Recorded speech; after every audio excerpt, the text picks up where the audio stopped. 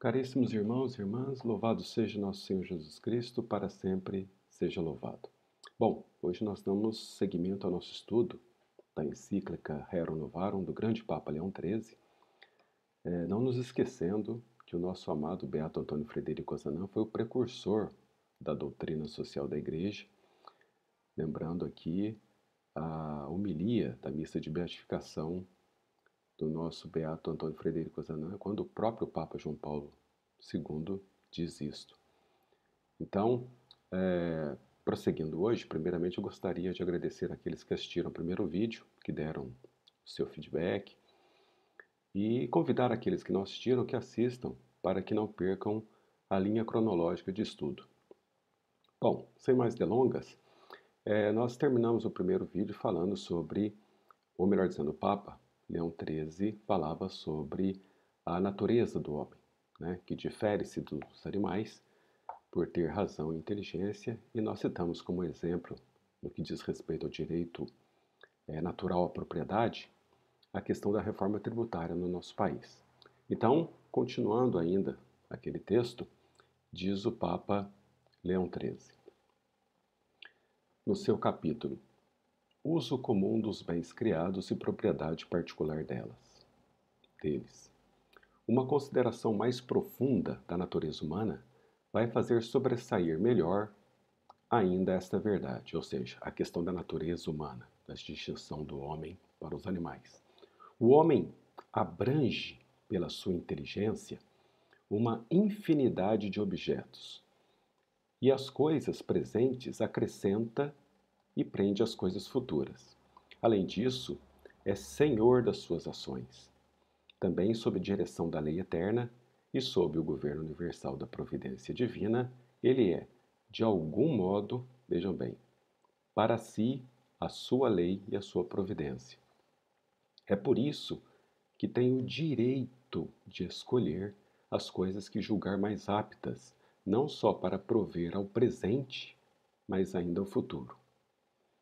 De onde se segue que deve ter sob o seu domínio não só os produtos da terra, mas ainda a própria terra, que pela sua fecundidade ele vê estar destinada a ser a sua fornecedora no futuro. Vejam como são claras as palavras do Papa. As necessidades do homem repetem-se perpetuamente. Satisfeitas hoje, renascem amanhã com novas exigências. Ou seja, o homem não faz uso somente dos produtos da terra, mas ele a domina e os frutos desta terra estão destinados a ele, tanto hoje quanto amanhã. Continuando, foi preciso, portanto, para que ele pudesse realizar o seu direito em todo o tempo, que a natureza pusesse à sua disposição um elemento estável e permanente, capaz de lhe fornecer perpetuamente os meios. Ora, esse elemento só podia ser a terra, com seus recursos sempre fecundos. E agora vejam esse trecho como é importante. E não se apele para a providência do Estado, porque o Estado é posterior ao homem. E antes que ele, ou seja, o Estado, pudesse formar-se, ou seja, pudesse constituir-se, pudesse existir, já o homem tinha recebido da natureza o direito de viver e proteger a sua existência. Não se oponha também à legitimidade da propriedade particular, esse acraseado, o fato de que Deus concedeu à terra todo o gênero humano para gozar, porque Deus não a concedeu aos homens para que a dominassem confusamente, todos juntos. Ou seja, hoje em dia nós vemos esse ecologismo, né, que é um movimento político e social que quer, em nome da preservação da natureza, ditar regras esdrúxulas e tirar do homem o seu direito natural à propriedade privada. Ou seja, dá-se grande ênfase ao meio ambiente e coloca-se no segundo plano o próprio homem. Lembrando que Deus concedeu ao homem o domínio da natureza. É claro que de uma maneira consciente e de uma maneira inteligente, não é? Mas esse ecologismo tem feito isso, tem invertido a ordem aí dos fatores. Tal não é o sentido dessa verdade. Ela significa unicamente que Deus não assinou, vejam bem, uma parte a nenhum homem em particular, mas quis deixar a limitação das propriedades à indústria humana e às instituições dos povos.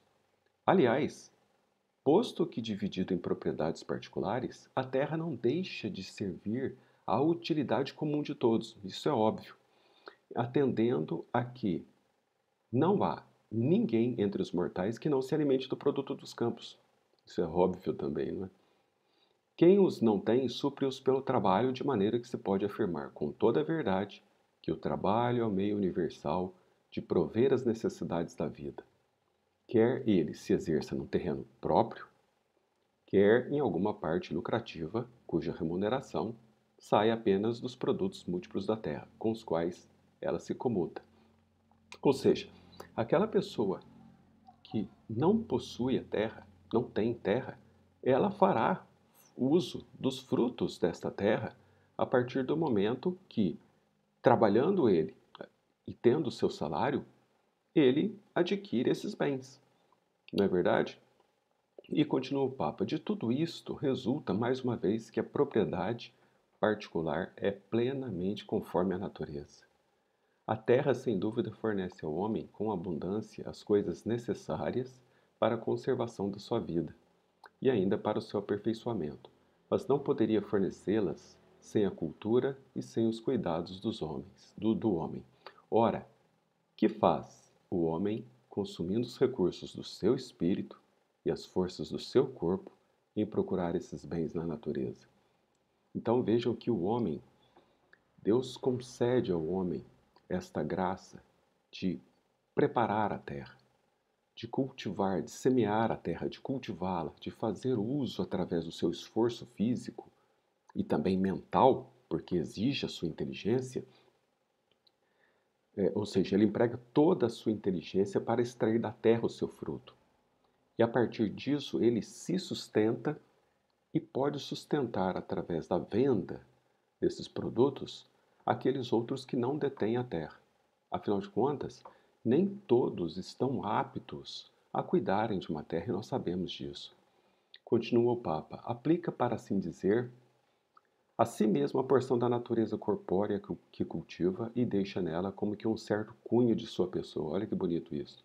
A ponto que, com toda a justiça, esse bem será possuído de futuro como seu e não será lícito a ninguém violar o seu direito de qualquer forma que seja. Então, o homem, quando emprega os seus esforços na terra, ele está deixando ali a sua marca. E a sua marca é o seu suor, é o seu esforço, é o emprego da sua inteligência, para que ele possa, da melhor maneira possível, cultivar a sua terra.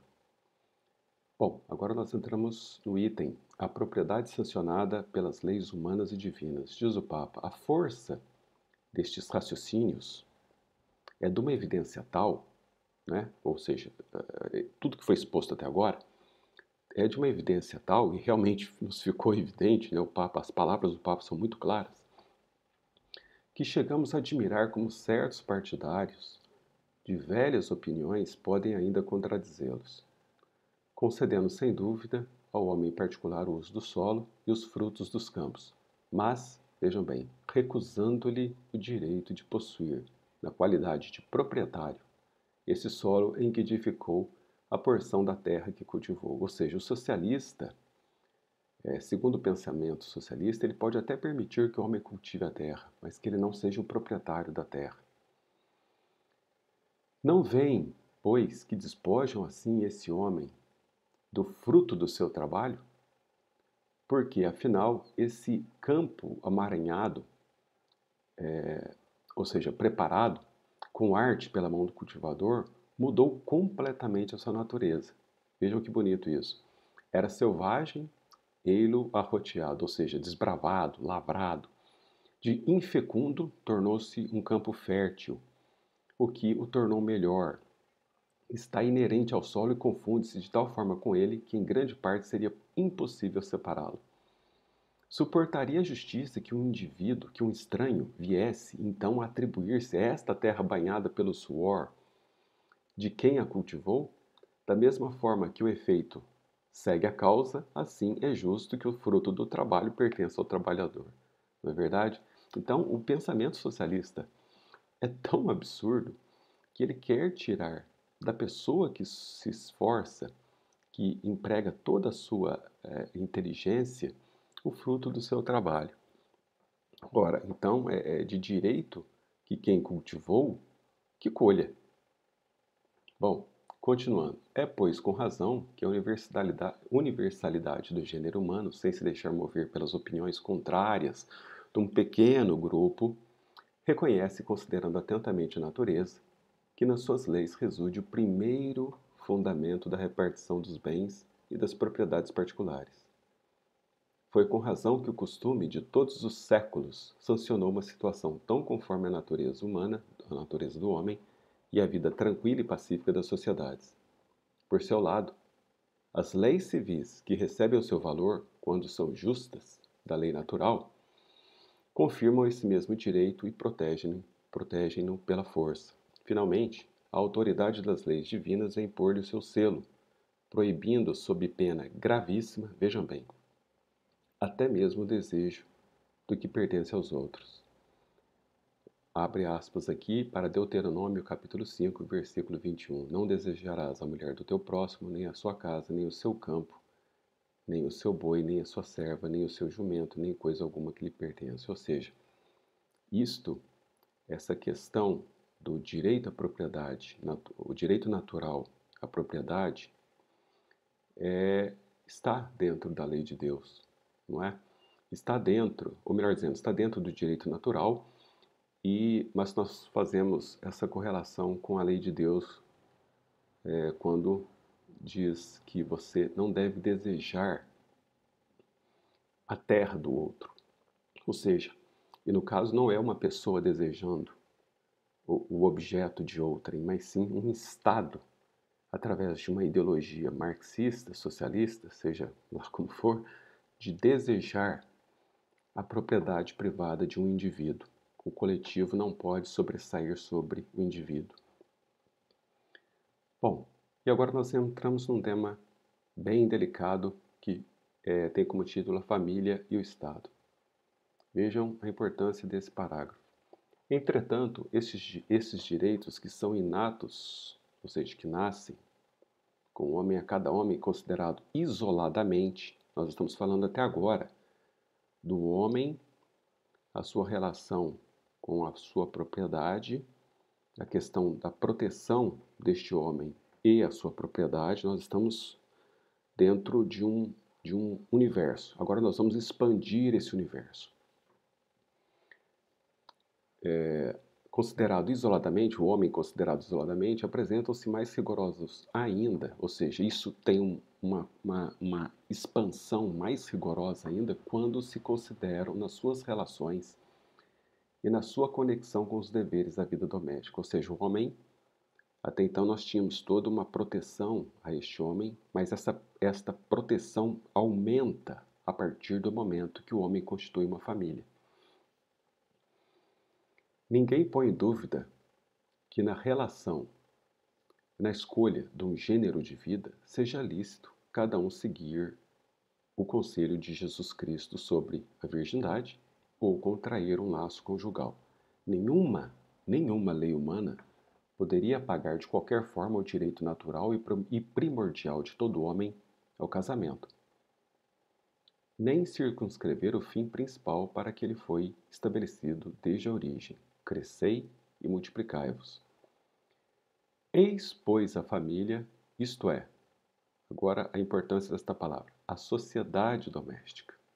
Sociedade muito pequena, certamente, mas real e anterior a toda a sociedade civil, a qual, desde logo, será forçosamente necessário atribuir certos direitos e certos deveres absolutamente independentes do Estado. Ou seja, a família é a célula-mãe da sociedade. Todos nós sabemos disso.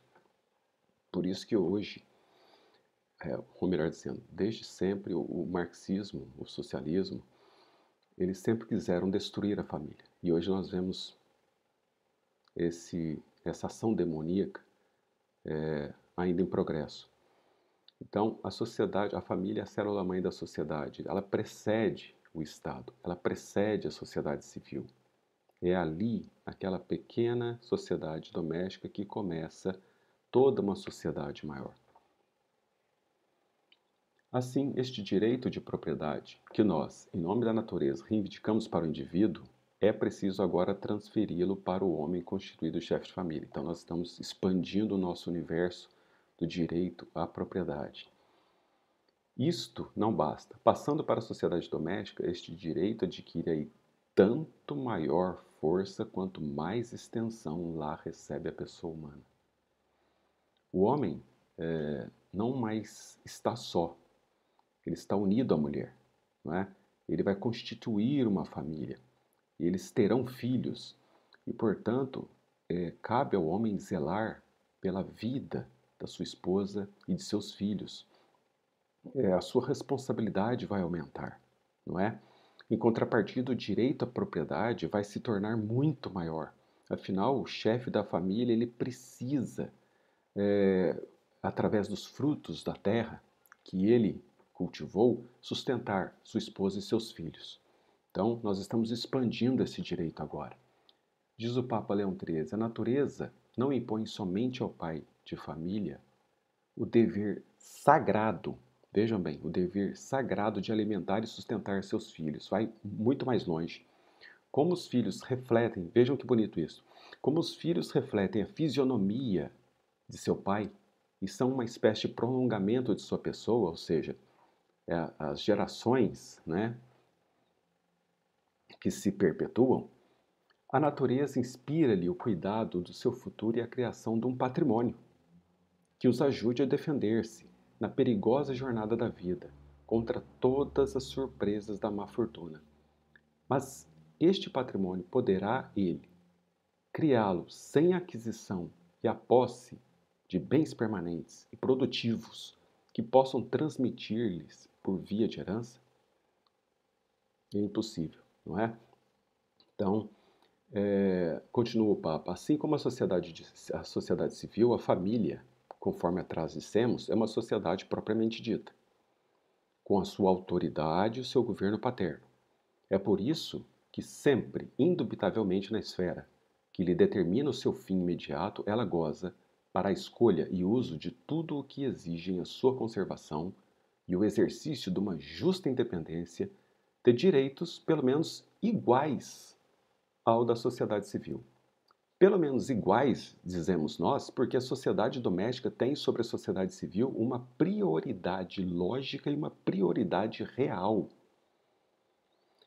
de que participam necessariamente os seus direitos e os seus deveres. Né? Nós não estamos dizendo aqui que a sociedade doméstica tem apenas direitos, não, ela tem seus direitos e seus deveres, só que ela tem uma prioridade lógica e real. Lógica por quê? Porque se a sociedade doméstica não existe uma sociedade civil.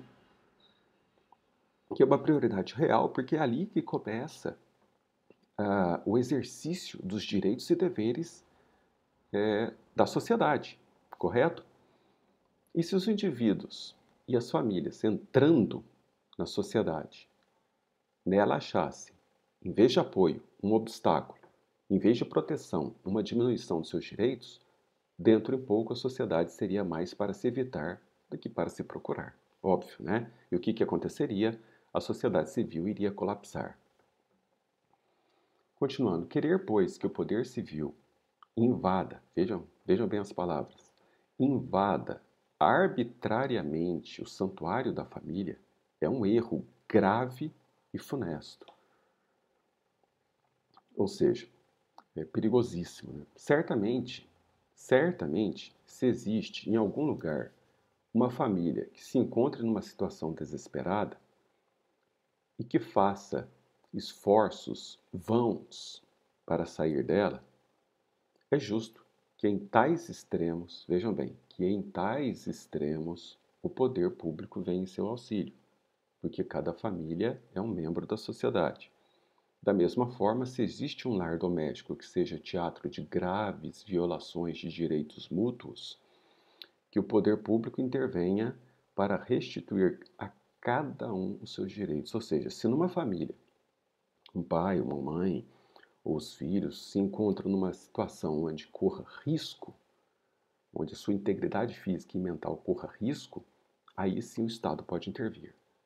E aqui vamos abrindo parênteses para nós vicentinos, né? Nas muitas visitas que nós fazemos, nós encontramos esta cultura de morte presente, não é?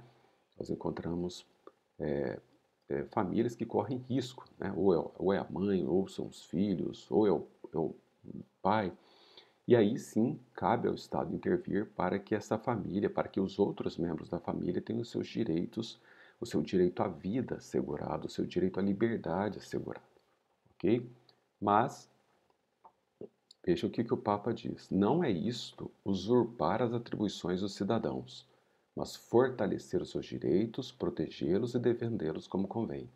Todavia, a ação daqueles que presidem o governo público não deve ir mais além.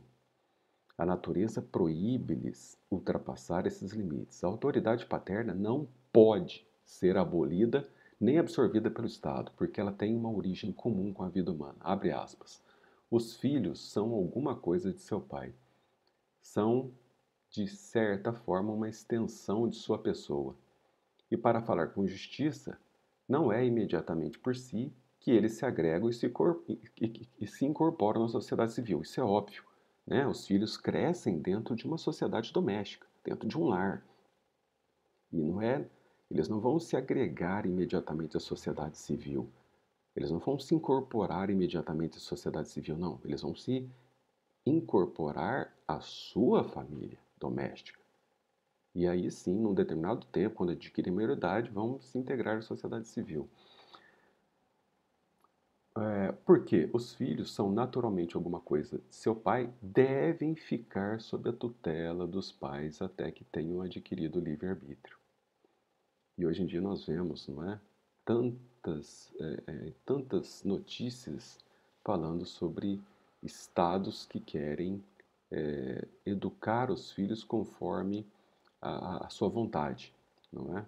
O dito homeschooling, ou seja, a educação doméstica, é muito combatida, não é? Por quê? Porque o Estado quer ter as suas garras sobre os nossos filhos, no que diz respeito à educação deles. E a gente sabe que a educação começa em casa. Assim, substituindo a providência paterna pela providência do Estado, os socialistas vão contra a justiça natural e quebram os laços da família. Ou seja, os socialistas eles desejam tomar para si os filhos, os nossos filhos, e querem tornar o Estado os seus pais, né? E finalmente o seu Deus. Bom, continuando, o comunismo, um novo item, o comunismo, princípio de empobrecimento. Eu gostaria apenas de abrir um parênteses aqui para comentar com vocês que esta encíclica me encanta de uma tal maneira pelas palavras diretas do Papa Leão XIII, não é? São de uma clareza tão grande que eu me surpreendo com o fato de nós termos ainda cristãos simpáticos ao comunismo. Fechando parênteses. Mas, além da injustiça do seu sistema, veem-se bem todas as suas funestas consequências, ou seja, condições capazes de causar a morte.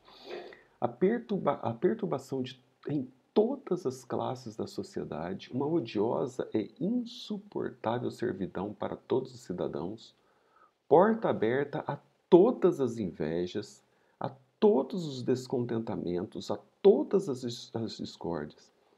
O talento e a habilidade privados dos seus estímulos, vejam, isto é o comunismo. E, como consequência necessária, as riquezas estancadas na sua fonte. Enfim, em lugar dessa igualdade tão sonhada, a igualdade na nudez, na indulgência e na miséria. Isto é o comunismo. Por tudo o que nós acabamos de dizer, se compreende que, vejam a importância disso, a teoria socialista da propriedade coletiva deve absolutamente repudiar-se como prejudicial àqueles membros a que se quer socorrer, contrária aos direitos naturais dos indivíduos. É mais claro, impossível, né? Como desnaturado desnaturando as funções do Estado e perturbando a tranquilidade pública. Fique, pois, bem assente que o primeiro fundamento a estabelecer por todos aqueles que querem sinceramente o bem do povo é a inviolabilidade da propriedade particular. Expliquemos agora onde convém procurar o remédio tão desejado. E aqui nós entramos na questão da igreja e a questão social. É com toda a confiança que nós abordamos este assunto e em toda a plenitude do nosso direito, porque a questão de que se trata é de tal natureza que, se não apelamos para a religião e para a igreja, é impossível encontrar-lhe uma solução eficaz. Isso é óbvio. A partir do momento que o homem apela apenas para a sua inteligência, apenas para as suas capacidades e esquece da igreja, não há uma solução plausível, não há uma solução eficaz para resolvermos esses problemas.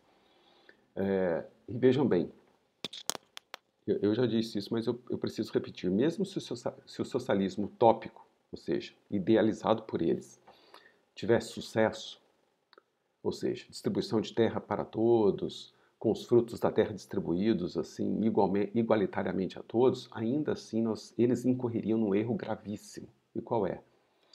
Eles tirariam do homem o direito natural à propriedade e fariam deste homem um mero empregado do Estado. E nós estaríamos vivendo ali um antropocentrismo, ou seja, uma valorização do homem em detrimento de Deus. O Estado passa a ser Deus. É isso que deseja o socialismo. Então, continuando aqui o Papa. Ora, como é principalmente a nós que estão confiadas a salvaguarda da religião, e aqui quando o Papa fala nós, ele está se dirigindo aos bispos, e a dispensação do que é do domínio da Igreja, calarmos-nos seria aos olhos de todos trair o nosso dever. Certamente uma questão desta gravidade demanda ainda de outros a sua parte de atividade. Isto é óbvio, cada um de nós tem uma responsabilidade nesta luta. E de esforços, isto é, dos governantes, dos senhores e dos ricos, e dos próprios operários. Aqui o Papa não exime os operários. Todos nós temos a nossa responsabilidade, nós temos os nossos deveres, mas nós temos também os nossos, ou melhor dizendo, nós temos os nossos direitos, mas nós temos os nossos deveres, de cuja sorte se trata.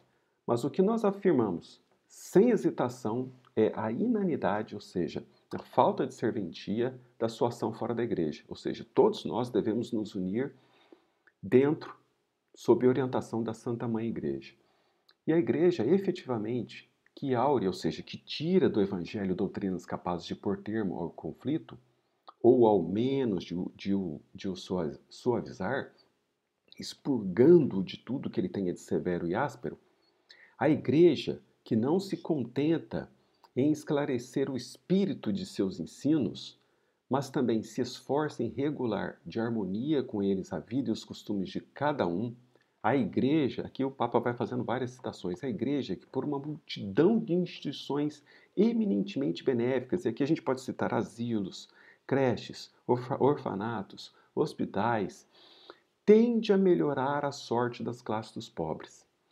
A igreja que quer e deseja ardentemente que todas as classes empreguem em comum as suas luzes e as suas forças para dar à questão operária a melhor solução possível, a igreja, enfim, que julga que as leis e a autoridade pública devem levar a esta solução, sem dúvida, com medida e com prudência, a sua parte do consenso. Bom, meus irmãos, aqui nós encerramos mais um vídeo. Ficou um pouco longo, mas era necessário que nós chegássemos ao fim deste capítulo. Nos vemos no próximo vídeo, tá bom? Um abraço a todos, louvado seja o nosso Senhor Jesus Cristo.